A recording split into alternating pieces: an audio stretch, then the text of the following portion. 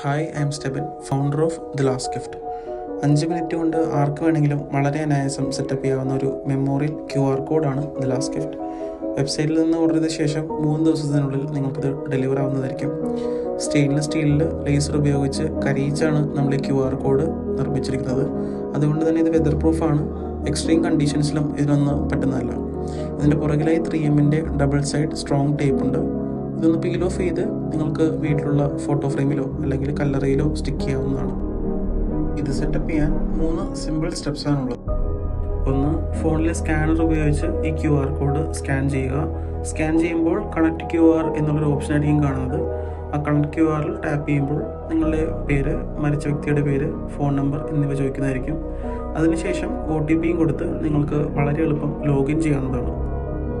OTP അടിച്ച് login ചെയ്ത ശേഷം ഈ പേജിൽ കാണുന്ന വിവരങ്ങൾ ഫില്ലപ്പ് ചെയ്യുന്നതാണ് നമ്മളുടെ രണ്ടാമത്തെ സ്റ്റെപ്പായി വരുന്നത്.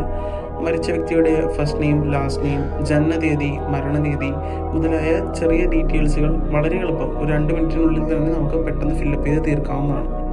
ഫോട്ടോ അപ്ഡേറ്റ് ചെയ്യുന്നതിനായി എഡിറ്റ് പ്രൊഫൈൽ പിക്ചർ എന്ന ബട്ടണിൽ അമർത്തുക. ഗാലറിയിൽ നിന്ന് ഫോട്ടോ സെലക്ട് ചെയ്യുക.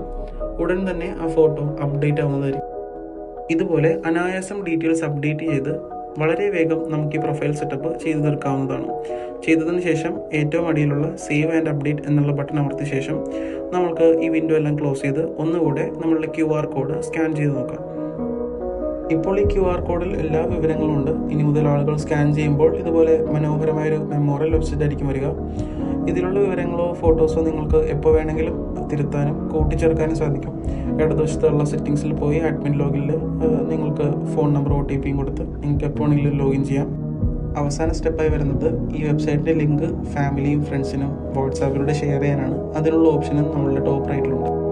നമ്മളെ വിട്ടുപിരിഞ്ഞു പോയവരുടെ ഓർമ്മകൾ നിലനിർത്തുന്നതിനായി ദ ലാസ്റ്റ് ഗിഫ്റ്റ് ഓർഡർ ചെയ്തതിന്